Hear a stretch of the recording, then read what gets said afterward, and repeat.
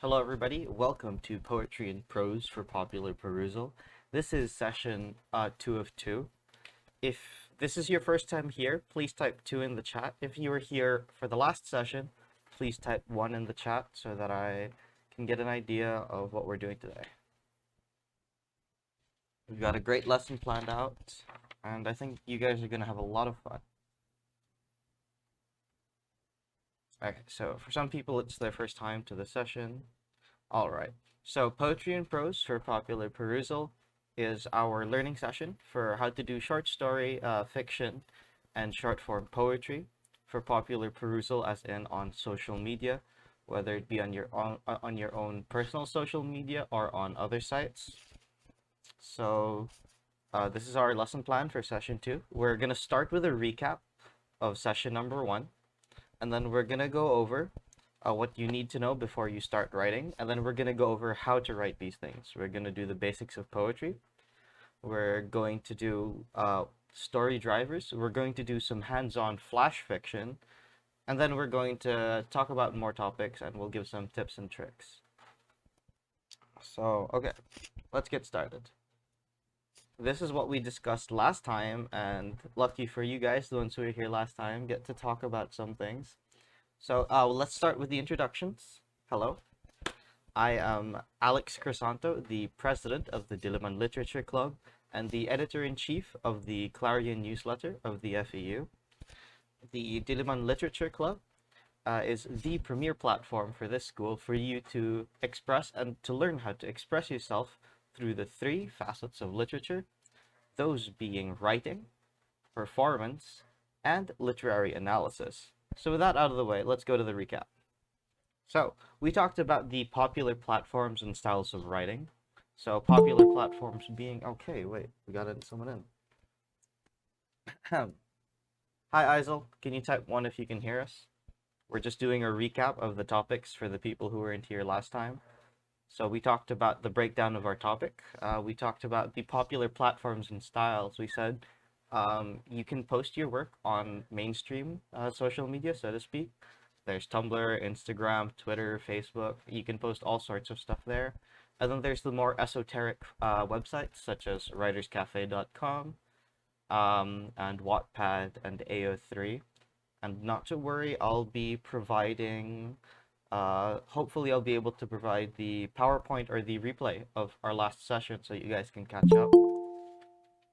We talked about flash and fan fiction, how they're similar, how they're different. We shared experiences.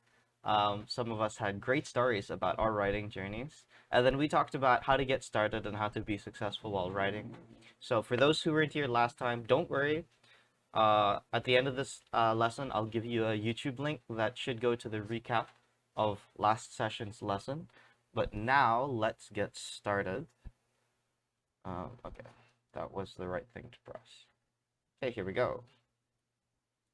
So, first let's start with poetry basics. Okay.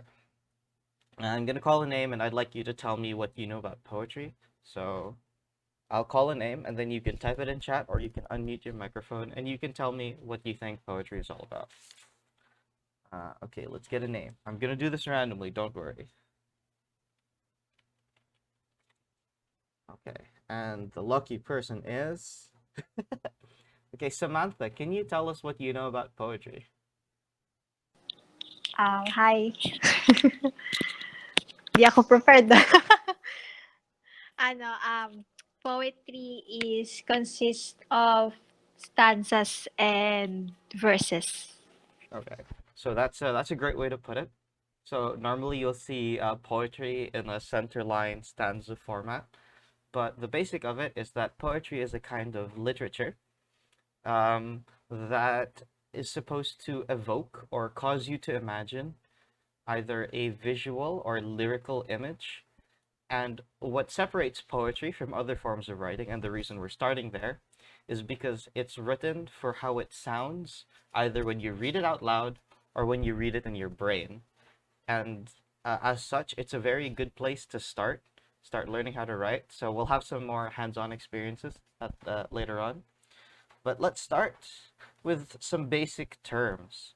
So does anyone know what any of these words mean? Can anyone tell me what any of these words mean? Any volunteers?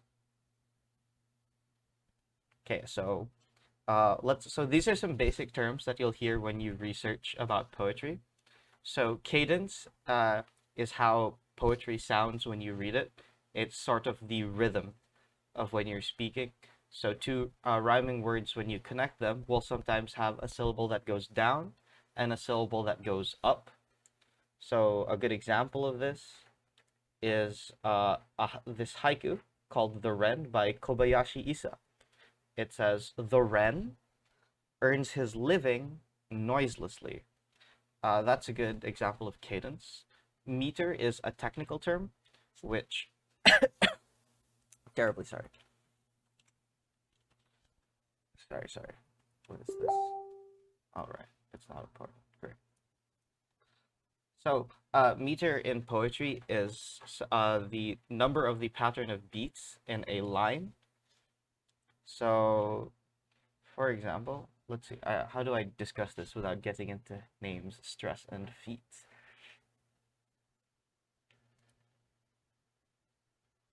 All right, here we go. So meter can refer to two things. It can be the pattern of emphasis on syllables, such as how I said in cadence. You can have a certain pattern of up, down, and up stress, but more commonly, meter refers to the amount of syllables in a line. So if I say that the meter of a poem is 575, that means you would have 5 syllables in a line, 7 syllables in the next line, and then 5 in the next. So we'll go to refrain and stanza. A stanza or a verse, so stanza is also known as verse, is the common arrangement of poems, and you'll see this later when we go over some poetry examples. And these are the blocks of text that are contained within a poem. And refrain, although this commonly refers to song, is a stanza that is repeated either at the end of longer stanzas or at certain points within the poem. So rhyme are when you have similar end sounds to words. And a common misconception to poetry is that the ending of every stanza or line should rhyme with the next one in a certain order. The rhyme can be anywhere in the poem, or sometimes it's not there at all. And the tone of a poem is the most important part. So the tone is how the reader, not the author, how the reader perceives the author is talking about an object. So for example, if you wrote a poem about love, the tone might be positive, where you say that you like love, love is a romantic thing, or you might have written the poem in a negative light, and so that's tone. So you'll see all of that in our examples here. So, okay, here are some common types of poems. I'm sure you all know some of these. Who can give me an example of one of them? Or who can explain one of them to me? You can pick any ones. Let me go to my random name chooser. Random name chooser. Okay, someone just joined. Hello? Okay. And Isel, okay. Isel, would you be so kind as to pick one of the poems that you recognize here and tell us what it is? I think I recognize the sonnet. It's the 12 lines in, I forgot what, I think it's the 12 lines something. Okay, sonnet. Okay, so the sonnet is one of the most recognizable and classic forms of poetry. Most commonly, you'll hear about the Shakespearean sonnet because there's a lot of different kinds of it. So she's close. It's not 12, it's 14. So a sonnet has 14 lines consisting of 3 groups of 4 lines each, followed by a single rhyming couplet. A couplet is 2 lines. So let's see if I can show you a good poem by Shakespeare. Okay. Shakespearean sonnet. There's so many ones. Let's go for a simple one. Here we go. Sonnet 27. So, a lot of these are in Old English. Here we go. Window capture. Is this the right one? Okay. So this is Sonnet 27. And you will see that it is written in 14 lines. And you'll notice the last 2 lines are indented because they're a couplet. So sonnets are in 14 lines in something called iambic pentameter, which we won't go into today. So sonnets are a fairly old style of poem. They're very classic, but they're also very aloof, so to speak. They're a bit hard to write, but they're a great way to practice. And a good thing to remember with poetry is that the rules are made to be broken. You can sort of go out of your way to specifically say, no, I want 13 instead of 14 lines. The next kind of poem we'll talk about is a haiku. So can anyone here tell me what a haiku is? Come on, guys, don't make me go to the random name generator. Okay, I'll be the one to discuss a haiku. Let's go to, do we have any examples? So a haiku is a Japanese kind of poem. So there's a, yes, okay, LuxDL says the 575 rule. So a haiku is a type of Japanese poem often referring to, a common topic is often the seasons or nature, and often the last line will have a twist. So 575 refers to the meter of a haiku, where they will have 5 syllables, then 7 syllables, then 5 syllables. What's very fun about haikus is that they weren't really designed for the English language. So while it can be challenging to try to write them, it's a fun kind of challenge. So here, let me read out some haiku for you. Let's see. Here we go, by Matsuo Basho. Very sorry, I do not pronounce Japanese names very well. From time to time, the clouds give rest to the moon beholders. And you can see a lot of these, they're very pretty, and haikus are great for Instagram poems because they're very short and they can fit in the square box of an Instagram post. And because shorter poems give you more room to add design and decoration when you post about them. So we're didn't mean to do that. Okay. So we won't go through all of these. We'll go through the rest of these very quickly, and then we'll get to the point. We'll just go over some examples so you can see some good ways to implement them in your writing. So acrostic poems are actually very popular as love letters, and they're a kind of poem where instead of the end of every line rhyming, the first letters of every line in the poem will read out a word. So let's go to a famous example by Edgar Allan Poe. This is an acrostic by Edgar Allan Poe. That's what it's called. Okay, we'll move my head over here. And it says, Elizabeth, it is in vain you say, love not. Thou sayest it in so sweet a way. In vain those words from thee or Lel, Xantipp's talents had enforced so well. Ah, if that language from thy heart arise, breathe it less gently forth, and veil thine eyes. Endymion recollect what Luna tried, to cure his love was cured of all beside.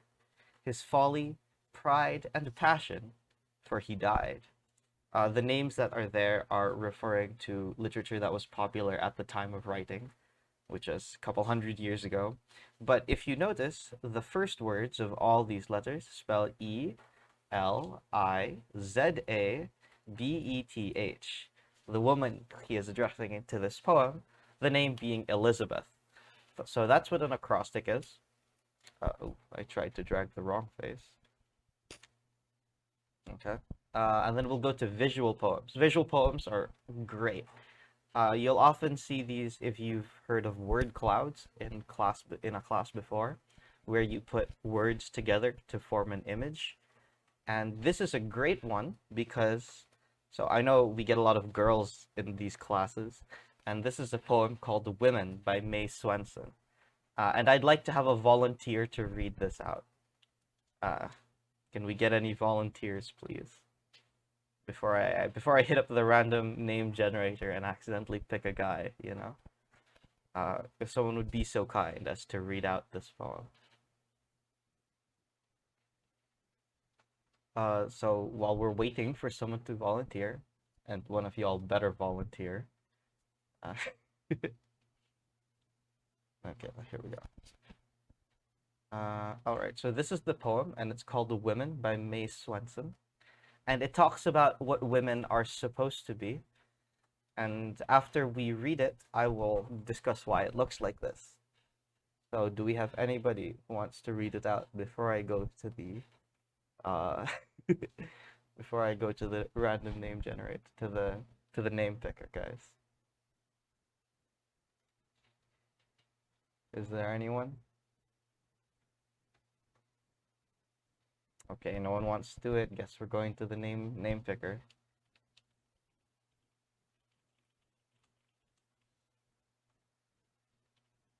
And the lucky person who gets to read out this poem is Lux De Leon. Lux. If you Unbelievable. Okay, I if you can't. wouldn't mind. All I right, can't. so Dude, I can't read it. It's so blurry. is it so blurry? All right, so I'll send it to you. Oh my god. I'll send it Just to give me the you. link. No, no, no, no. Give Yeah, me I'll the link. send you Give me the the link. link. All right, here's Give the me the link link. in chat. So I understand not everyone has great internet to read these. I notice how small the words are.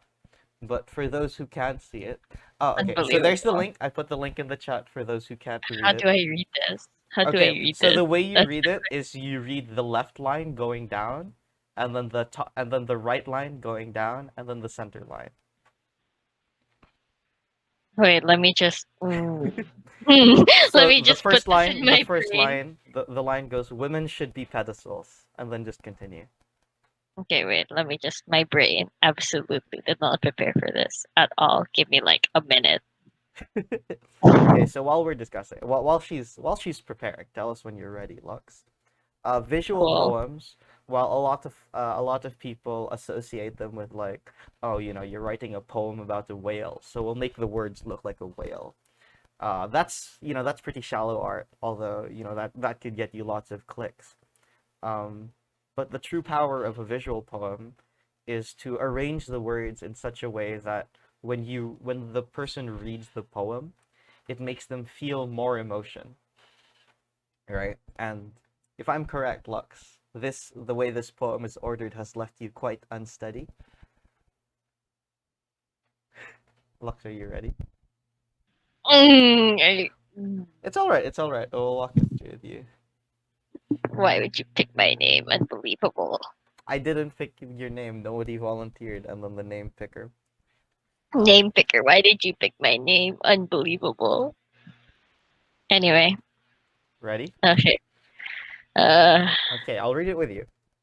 Let's start. Women should be Women should pedestals. be pedestals, moving to the motions of men, the gladdest No, things no, in no, the no. toy. Okay. Wait, what? So the motions of men, and then you go to the top of the next line. Oh, Yeah. Or they oh, should be little horses, those sweet, the sweet old old-fashioned. trash Continue. painted rocking horses, the gladdest things in the toy room, the pegs of their ears so familiar and dear, the trusting fist to be shaped. Feelingly and then unfeelingly, to be joyfully ridden, rockingly ridden until the restored egos dismount and the legs stride away. Immobile, sweet-lipped, sturdy and smiling women should always be waiting, willing to be set into motion. Women should be pedestals to men. So how does that poem make you feel? Or I'll ask this to all the ladies who are Mm, with us today. I'd like you all to mm. type in chat how this poem makes you feel. Let me So just this is by Mae Swenson, let me Women, just written let in me just 1978. let me just type in chat that I feel excruciatingly mad. Right. So Mad. for those of age, Oh. you might notice the innuendo that is in this poem as well. So there's a lot of meaning packed into this, and there's a reason this is a pretty famous poem. But in essence, what this poem is portraying, yes, sexism. It's portraying inequality. As stated by the author, what it describes is the way women must sway side to side to meet the demands of men. And that's why when you read it, she wants you to feel unbalanced and confused. Like, I'm not good enough to read this. It's going every which way. I'm not there, you know? Far be it from me to say this as a male, but this is a wonderful example of the power of visual poetry. And I wanted to share it with you guys so that you would be able to use this in your own works. This power of visual poetry. And visual poetry is very, very powerful on social media, because when it's a long block of text, a lot of the times people won't look at it. But when they see words like this, they try to read it and they're like, am I reading this correctly? They'll say, is it women or they should be? And then when they read it, it makes them, as we discussed in our previous lesson, this sort of thing brings engagement, where this will bring discussion and it will make them read it, make them read your poem in a more focused way. So I know we spent a lot of time on that, but let's move on quickly now. So after visual poems, we have quatrains and the ballads. So a quatrain is a poem that is 4 lines long, and a ballad is a poem that is composed of quatrains. And a very popular one, which you might have studied in your English class, is called Barbara Allen. Can I see some ones for everyone who's had to study Barbara Allen in their literature class and hated it? Because I know I did. Or are y'all too young for that? I don't remember what grade level everyone is. Although I know we studied it last year, at least in my section. So here we go, Barbara Allen. So I won't read the whole thing because it's a bit long. But in essence, a ballad is a great way to tell a story through a poem. So a lot of people think that poems tell snapshots of time. They pick an emotion or a time or a place, and then you write a poem about that one thing. Ballads break that stereotype by telling a whole story as if it were a song. And ballads are most commonly about love, and poems that are not in quatrains can be widely classified as narrative poems. And if you're into writing stories but wanted to give poems a try, but you still want to tell stories, I would recommend looking into ballads and other forms of narrative poetry. Okay. And then the last one here that we have is free verse. So can anyone tell me what free verse is? It's very simple, actually.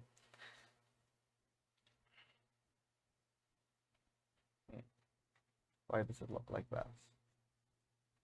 Why does the PowerPoint look like that? Oh, that's why it looks like that.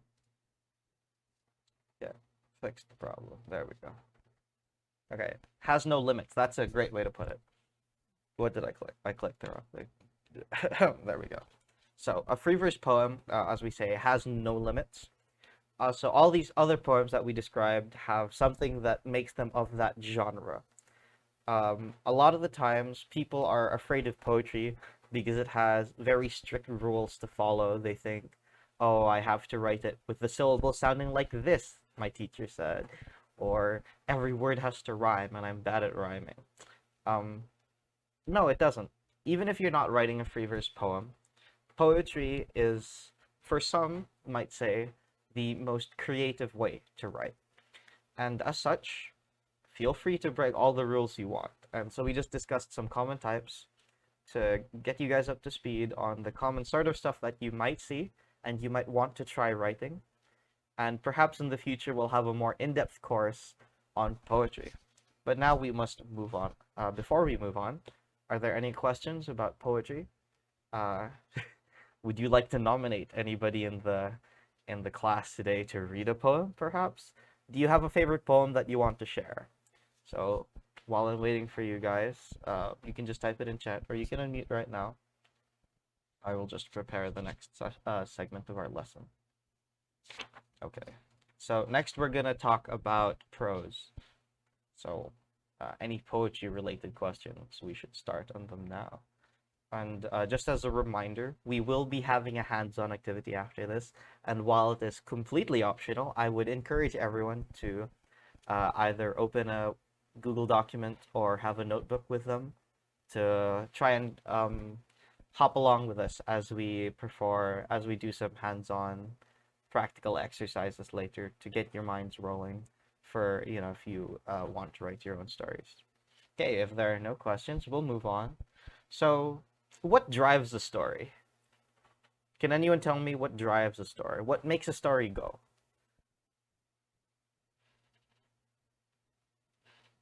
Let's put me over here.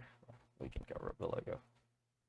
So, the plot. So Samantha says the plot itself drives the story.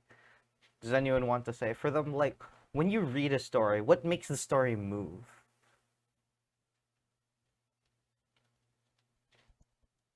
So plot is one of them. And the other things that can move a plot sometimes are the characters in your story.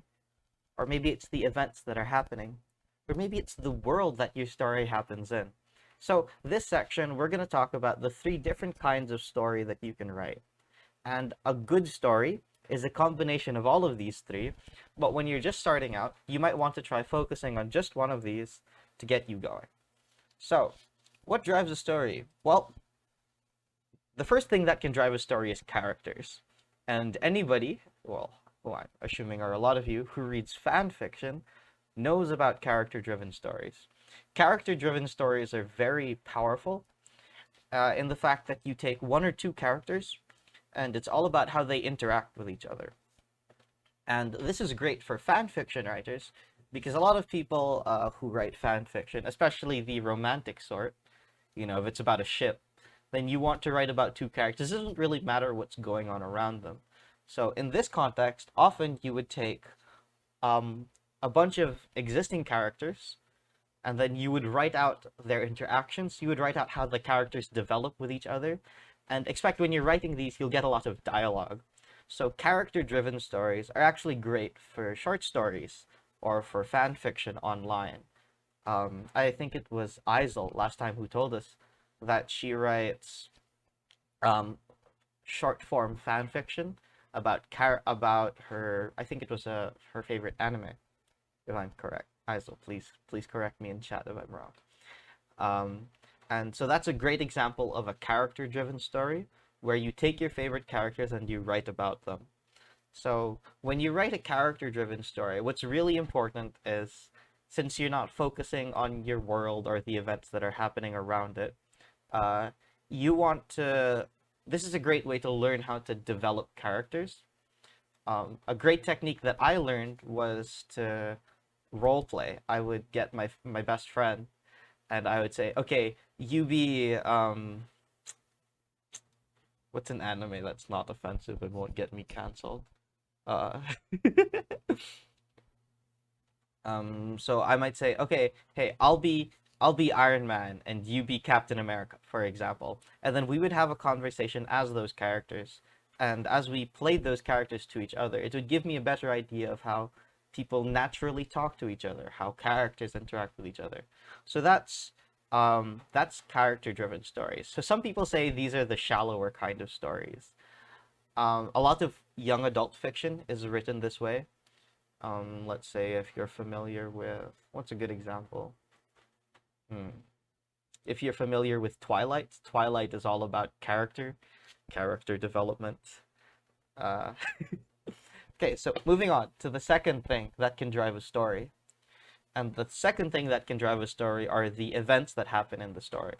So, especially if you're writing fan fiction, often what happens is you take maybe 1 to 4 characters and you place them in an alternate universe, and what happens around them changes. So this is very common for people who are shipping characters from different IPs, which are intellectual properties. If you're shipping characters from different series, etc. So an events-driven story is also called a plot-driven story, and it's all about the choices that characters make.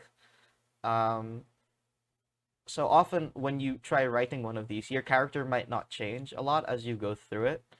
If you are all familiar maybe with the anime Fate, it's kind of like a video game when you write one of these stories, where it's the events that are happening around the characters that drive the story forward.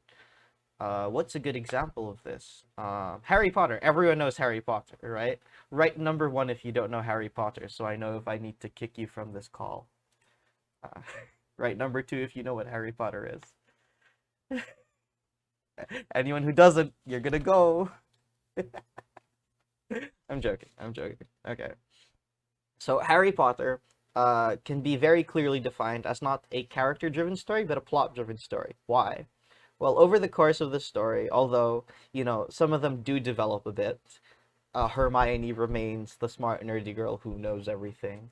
Harry Potter is the idealistic boy who the world hates, and Ron is like, I don't know, the comic relief, right? So in a plot-driven story, it's all about the choices the characters make as themselves, rather than the characters changing. And while a good story is a balance between plot and character development, um, again, as I said, when you start out, you might want to try writing just one of them. And the best part about a plot-driven story is that it works great for short stories.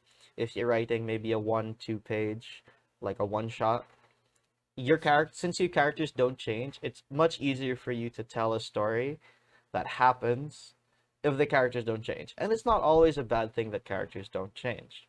The last thing is a bit more advanced, and some of you might not have heard of it before, but I think it's very relevant to people who want to write fan fiction. Because when you write fan fiction, you're not just taking a character that exists and writing as them. A lot of the times, you're also going to be taking, yes, the events that happen in their story, but more commonly, you'll be taking their world. So, that kind of story is called a world-driven story.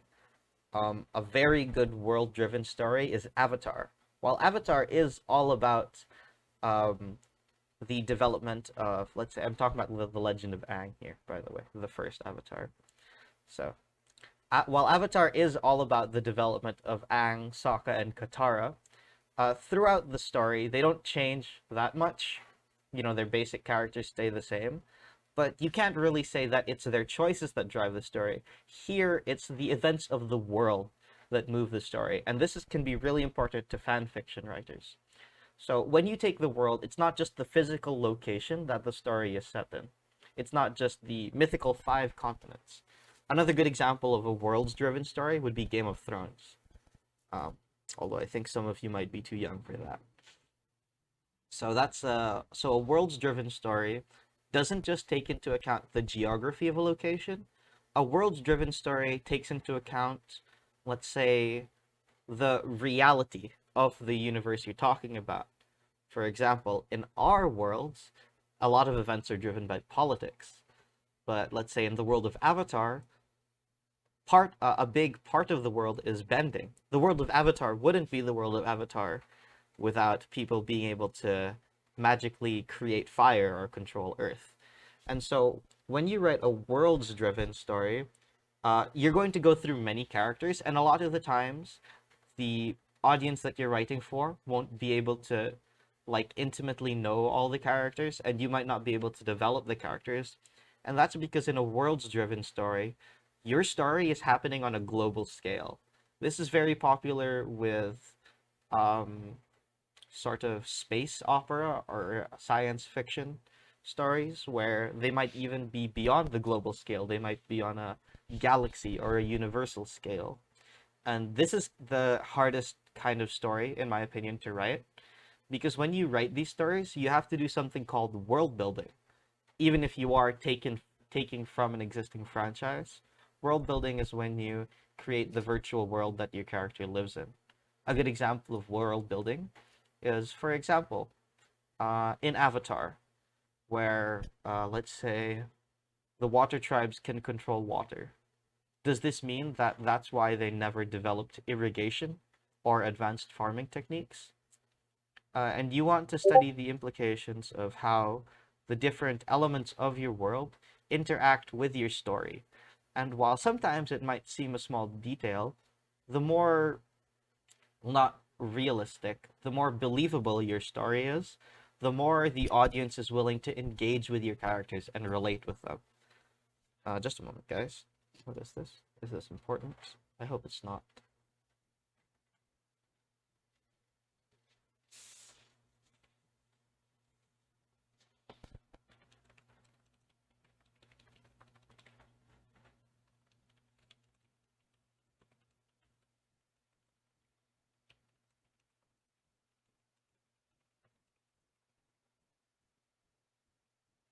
All right. Okay. Sorry, guys. Okay. So those are the three main drivers of stories, and like it's up to you to pick which of them you use, of course. And there's no right or wrong answer to what drives a story. What there is an answer to is what drives your story, the story you're writing, which is most commonly the important one in this case. And often there's a pretty clear-cut answer for you. For example, if you want to write a romantic fan fiction about, I don't know, Harry Potter and Luna Lovegood, I think that's a popular one, right? Then you're obviously writing a very character-driven story. You'll have a lot of dialogue between the two characters. You'll have a lot of character interaction, how they grow and develop as people. But what if you're not writing romance? Let's say you wanted to write something like Avatar, but not on the scale as Avatar. What if you wanted to take the existing world that exists in a franchise, let's say the world of Avatar, the universe of Avatar, so to speak, but you didn't want to use any of the established characters. Let's say you wanted to write about a band of best friends who escaped the Airbender purge, let's say, for example. That would be a great events-driven story, where you could use the wonderful world building that already exists in the franchise and create your own story by creating a new set of events that could have happened. Or if you want to build a world-driven story, while this is more popular for original works, there's a lot of fictional franchises out there that don't have fully built out worlds. For example, Harry Potter, we had that great spin-off of, what was it, Fantastic Beasts and Where to Find Them, where they explored what the wizarding world was like in America.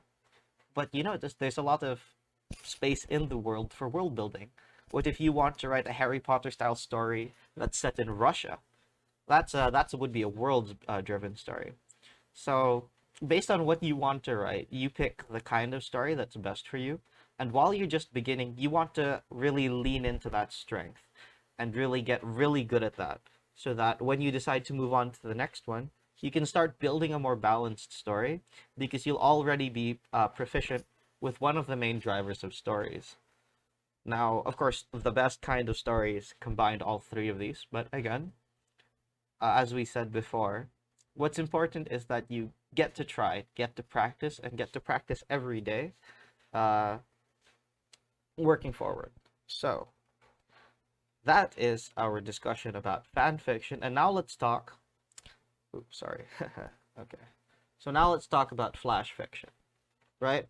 So we discussed flash fiction before, so I'm gonna check for one of the people who was here in the last session and ask you what flash fiction is. So here we go. Who was here last time? Samantha recited, Basil recited. Okay, Jeanette. Jeanette Satalo, can you tell us what flash fiction is, based on what we discussed last time? I really hope you guys take notes and stuff. That would be okay. Jeanette, can you tell us what flash fiction is? We'll give you some time to answer while I prepare the next part of our presentation. A very short story. Yeah, that's a good answer, I guess. So now, guys, we're gonna get ready to do our hands-on activity. So if you have a sheet of paper with you and a pencil, or if you have a Google document open.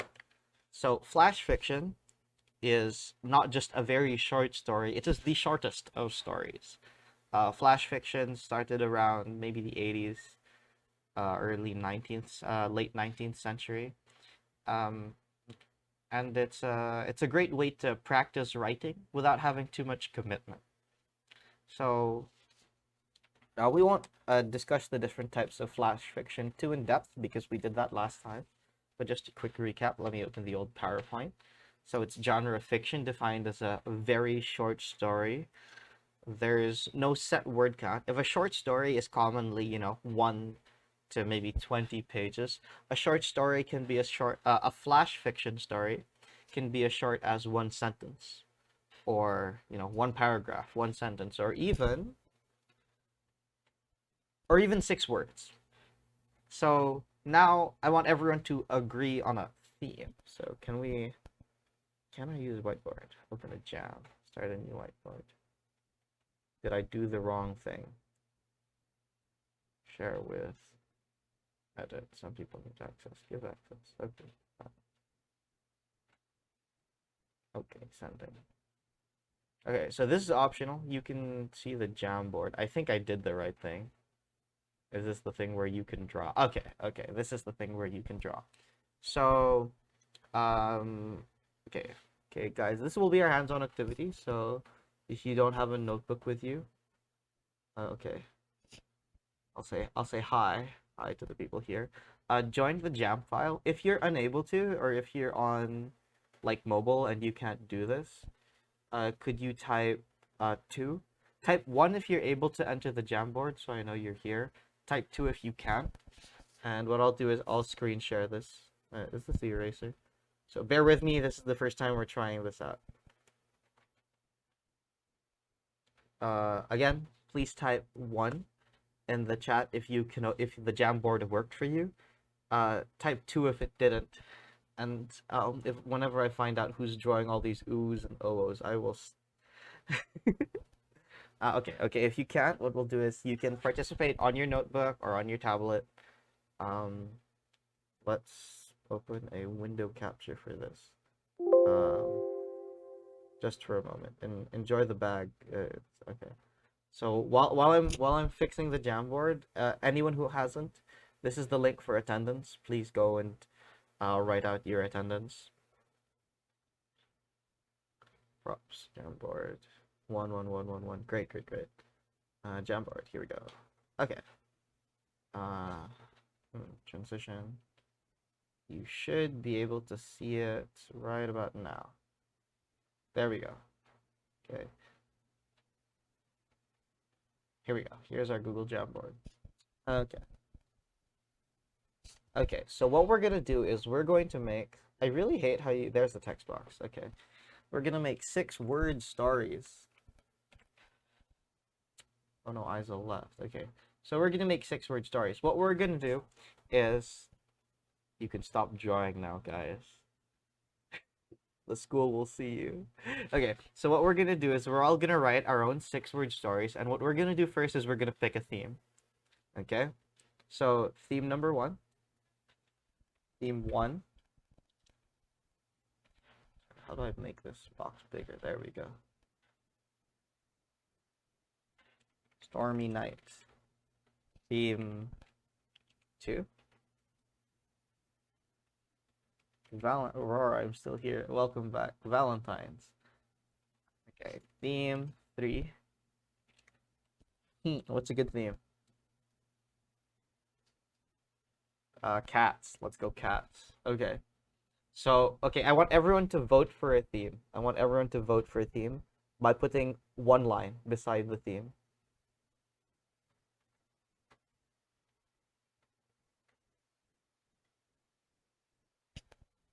Okay. Okay. Everyone vote.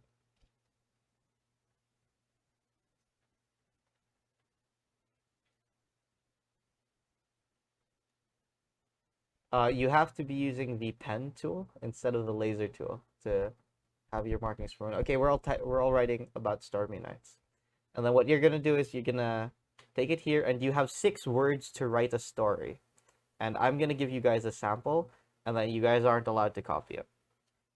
So I'm gonna say Alex, so that we know it's me, right? Tap,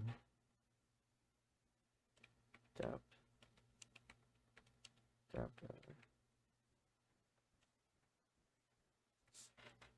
error.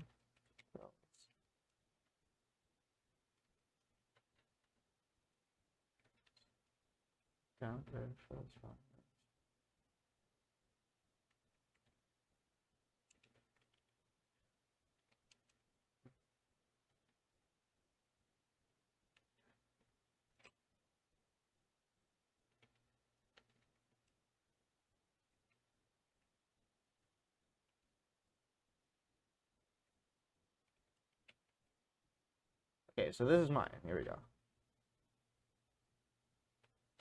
Okay, very simple. We have six. We have. Okay, here we go. There's a laser. We have 6 words that tell of a stormy night. So I want everyone to write a 6-word story, and we'll do it here. And you guys have 10 minutes. No, 10 is way too long. You guys have 5 minutes to think of 6 words to write your story based on the theme Stormy Nights. Is that not the erase tool?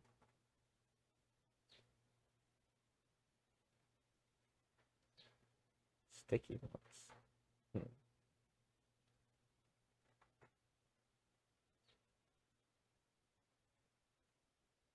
Guys, you can think out loud on the Jamboard. It's fine.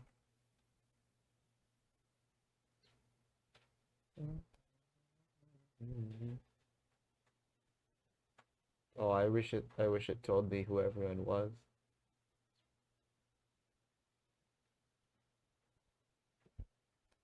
Oh, guys, and this will serve as your attendance then. Okay, so while you guys are all doing your stories, I'll do the club advertisement. As I'm sure all of you know by now, these lessons are run by myself, Alex Crisanto, as the member and president of the Diliman Literature Club, and we're very committed to bringing sort of the spirit of Humes to the whole school, because regardless of strand or grade, as long as you're in junior high school or senior high school, you can join our club. And we're a low commitment club. We have no mandatory activities, but we have many great sessions just like this that we do inside the club. And we have a very welcoming community that can help you guys out with anything you want to learn, not just about writing, but also about literary performance, and also about reading analysis. You know, if you want a place where you can get books recommended to you or find out great authors, etc. We're a great place to start at that. So later, before the session ends, I'll give you guys a link where you can sign up for the club. Our next club meeting is, I believe, on January 30. I think it's this Saturday. Let me just check. Yeah, so this Saturday, January 30, is our first club meeting.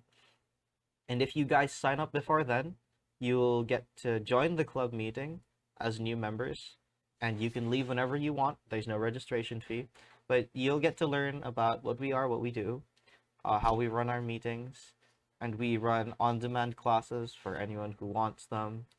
And yeah, that's what we're all about. So I hope you guys consider joining the club.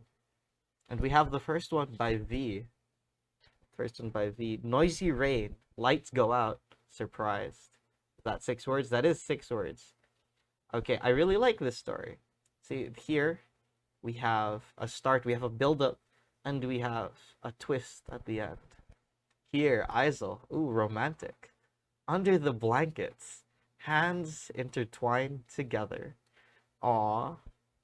Plot twist, you're alone. Lux says, cold rain, warm bed, still alone. Oh, the opposite of what Isel says. Oh my. Or maybe they're the same thing.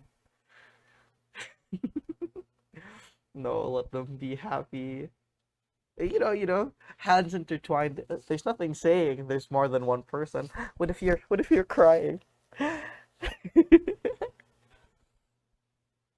Okay, guys, you have 2 more minutes. You have 2 more minutes to write your stories down, and this will be part of the next part of our hands-on activity. Angst is a no-no. That's debatable, especially with fiction. You know, some people love reading angst, but you know, wholesomeness is always great. Okay, let me just make sure the rest of the next thing is here. Okay, here we go. Sad Minecraft villager crying noises. Ooh, that's a nice one. 6 words about Minecraft. Villager walking. Lightning strikes. Witch cries. Minecraft subtitles. Okay, here from Jam. Water wrath and disturbance in darkness. Oh, I like that. Here we have from Joyce: howling wind, falling leaves, rainwater drenched figure. Is that one word? Is rainwater drenched one word? I don't know. But we'll type that in for you. We'll type that in for you. I didn't realize you could use sticky notes. Sadly, as you guys know, in in our school, we have to deal with MS Teams instead of using Google Meet. So it's actually really fun using these tools. Again, please put your name. Nay. Who's Nay? Sorry, who are you? Or, is that Nathan? Okay. Okay. Wandering in this lonely, crowded space. Okay, so here is our take-home hands-on activity that we're gonna do today. So we'll put this beside our group photo at the end of the session. Here we go. Where's OBS? How do I see what I'm doing? All right, so 6 words. Okay, last one from Sam: shouting sky, crying clouds, sad night. Oh, you guys are really angsty. Wow, I love it. Okay, so 6 words, 1 story. So our hands-on assignment, if your limit today was 6 words or just drenched, oh, I guess. Okay. Wait, let's move these around so they're not covering each other. All right, if our assignment today was 6 words, your take-home assignment, which I hope you'll all do, and we'll have a separate not so official call later on to talk about this, will be where you get to write 1 story of your own. Why isn't that showing? There, okay, it should be showing. You get to write 1 story, but there's a catch. We're still doing flash fiction. If you used 6 words today, I want you to take the prompt that you've written for yourself right now and write a story with only 600 words that has to include your line somewhere. It doesn't have to be the title. It shouldn't be the title. It doesn't have to be the start. It doesn't have to be the end. Just write 600 word story with your line in there. The reason I'm saying 600 is last time we tried 60 and that was not enough for everybody. Do you guys like 600 or is 600 too much? What do you guys think? How does that sound to you guys? How does 600 as the... That's how we remove the old ones. 600 sounds perfect. So yeah, when I had this before, so I used to go to a lot of writing workshops, and they would give us like 500 words. And the first time I was like, 500 words? That's so many words. I can write such a long story. And then I was like, oh, I am not ready for this. So everyone knows the email. I'm gonna put it in the chat. So you guys save this. Save this to your clipboards or write it down. dillamanlit@gmail.com. Write a 600 word story that contains your writing prompt here.